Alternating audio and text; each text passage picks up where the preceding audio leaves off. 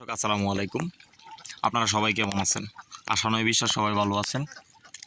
আজকে আপনাদের সাথে একটি কথা শেয়ার করব। আমরা যারা হাঁস খামার করি তারা কোনো না কোনো সময় আসলে মাঠের খাবার বন্ধ হয়ে যায়। মাঠের খাবার বন্ধ হয়ে যাওয়ার ফলে আপনি সারা বছরের মধ্যে 6 মাস যে ব্যবসাটা করছেন আর বাকি 6 মাস আপনার এই হাঁসের প্রোডাকশন না থাকলেও খাওয়ানোর ফলে আপনি সেই ক্ষতিগ্রস্তের মধ্যে পড়েন। আর সেই ক্ষতিগ্রস্তের সমাধান নিয়ে আসছি আমি।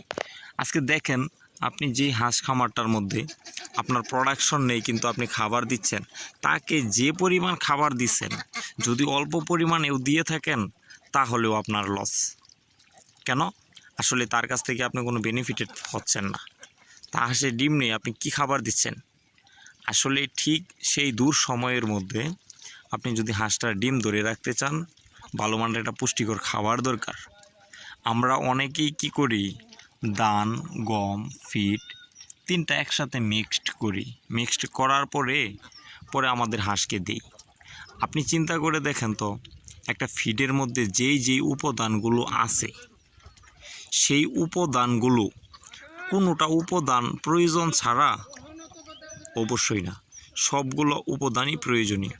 তবে আপনি যদি সেই প্রয়োজনীয় উপাদানগুলো মাত্রা ছাড়া, মানে যেই পরিমাণ দেওয়া দরকার সেই পরিমাণ না দিয়ে অতিরিক্ত দেন, আপনার এই ফিডের মানটা কি ঠিক থাকবে?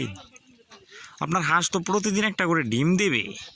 তাহলে যদি সে প্রতিদিন একটা করে ডিম দেয়, এই ফিডটা এমনভাবে তৈরি করা হয়েছে যে প্রত্যেকটা উপাদান নির্দিষ্ট একটা পরিমাণে একটা ডিম যোগান দিতে সাহায্যকারী। এখন যদি আপনি সেই উপাদানে ব্যতিক্রম করেন, ফিডের মানটা অবশ্যই ঠিক থাকবে না। তাই মনে করেন আপনারা হাঁস খামারে লস করতেছেন, এবং কি আমিও এইরকমভাবে 2 বছর খুব লস করছি। এই দেখেন একটা মাঠটা কিন্তু প্রচুর বড়, কিন্তু আল্লাহর রহমতে মাঠের মধ্যে কিচ্ছু নেই খাবার জন্য। সব কিছু ওরাই শেষ করে ফেলছে। এখন বর্তমানে তারা আবদ্ধ অবস্থার সিস্টেমে খাবার খাচ্ছে। তবে এখানে হাঁসটা ছাড়ার মেইন কারণ হচ্ছে প্রাকৃতিক কিছুটা পরিবেশ তারা উপভোগ করার জন্য হাঁসটা ছাড়া হয়েছে। নতুবা সম্পূর্ণটাই আমি ফিটের উপর নির্ভরশীল ইনশাল্লাহ। আপনার হাঁস যদি প্রাকৃতিক অবস্থায় 85% ডিম দেয়, আপনার আবদ্ধ অবস্থায় তার চেয়েও বেশি দিবে ইনশাল্লাহ, যদি আপনি সিস্টেম মতে আপনি হাঁসগুলো পালন করতে পারেন। আপনি জানেন প্রাকৃতিক অবস্থায় হাঁস পালন করলে এই হাঁসের ক্যালোরি খরচ হয় প্রচুর, সারাদিন দৌড়দাপ পারে। মাঠের মধ্যে খায় আলহামদুলিল্লাহ, যতদিন খায় ততদিন বাম্পার ফলন দেয়। বাট যখন মাঠের খাবারটা আস্তে করে ফুরিয়ে আসে, তখন মনে করেন আপনার হাঁসের ডিমটা বন্ধ হয়ে যায়। যখন ডিম না আসে, ক্যালকুলেশন করে দেখেন আপনি খাবার তাকে খাওয়ালে লস হচ্ছে, তখন মনে করেন আপনার হাঁসের বডি লস হয়, আপনার প্রোডাকশন লস হয়, এবং কি আপনি হাঁসকে আর আগ্রহ দেখান না যে আমি খাওয়াই। কেন? তার কাছ থেকে আমি কোনো কিছু পাচ্ছি না। তাই আপনার মাঠের খাবার বন্ধ হওয়ার আগে এমন একটা খাদ্য সোর্স রাখেন যেন অবশ্যই আপনি সব সময় আপনার হাঁসের ফুল প্রোডাকশনটা ধরে রাখতে পারেন।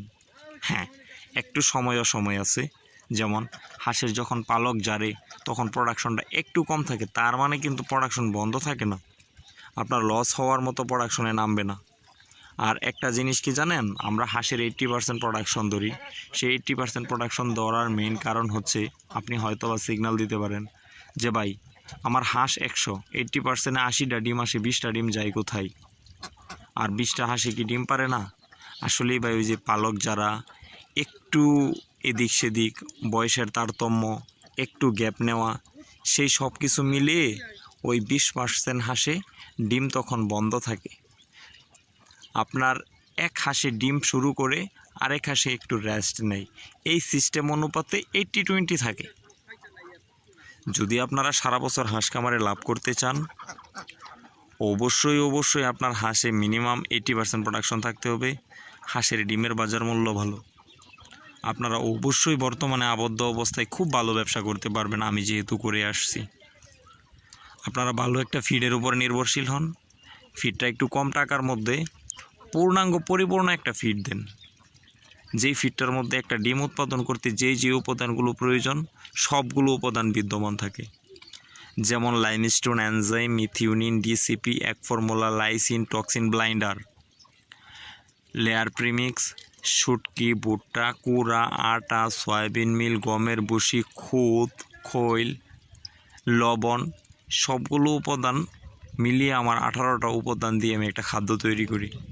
যেই খাদ্যটার মধ্যে সব সময় আল্লাহর রহমতে খামারের মধ্যে পরিবেশন করলে সব সময় আমি মিনিমাম 80% প্রোডাকশন পাই। আমি দীর্ঘ 5 বছর যাবত এই খাদ্যের উপরে এইভাবেই আছি। এই দেখেন খাদ্যটা, এই খাদ্যটা আমার ফ্যাক্টরি থেকে বের হওয়া পর্যন্ত আমার খাবার খরচ হয় মাত্র 45 টাকা। আল্লাহর রহমতে যতদিন পর্যন্ত আমি এই খাবারের দেখা মিলেছে, যতদিন আমি নিজের এক্সপিরিয়েন্সে এইরকম একটা খাবার তৈরি করছি, তারপর থেকে আল্লাহর রহমতে আমার হাঁস খামারে আর পিছনে তাকাতে হয় নাই। যদি আপনারা এই ধরনের খাবার বানাতে পারেন, আপনার কাছে যদি কাঁচামালগুলো অ্যাভেলেবেল থাকে, তাহলে মোট 18টা উপাদান দিয়ে এরকম একটা খাদ্য তৈরি করেন। ভাই ব্যবসা করতে আসছেন, টাকা ইনকাম করতে আসছেন, একটু শ্রম দিতে আপত্তি নেই। যদি লস করেন তাহলে সেটা আপনার পকেট থেকেই যাবে। তাই একটু শ্রম দিয়ে যদি এরকম ভালো মানের একটা খাবার তৈরি করেন, আপনার হাঁস খামারে কখনো পিছিয়ে থাকতে হবে না ইনশাল্লাহ। আর যদি আপনার এখানে কাঁচামালগুলো অ্যাভেলেবেল না থাকে, যদি আপনার এখানে ফিড মিল না থাকে, আপনি আমার সহযোগিতা নিতে পারেন। আমি আপনাকে পূর্ণাঙ্গ সহযোগিতা করব ইনশাল্লাহ। যদি আপনারা খাবারের প্রয়োজন হয় তাহলে টাইটেলে দেওয়া নাম্বারে আমাকে ফোন দেন। ইনশাল্লাহ যে কোনো সময় আমি আপনাদের পাশে আছি। আজকের মতো এখানেই রাখছি, দেখা হবে পরবর্তী নতুন একটা ভিডিওতে। সে পর্যন্ত ভালো থাকবেন। আসসালামু আলাইকুম।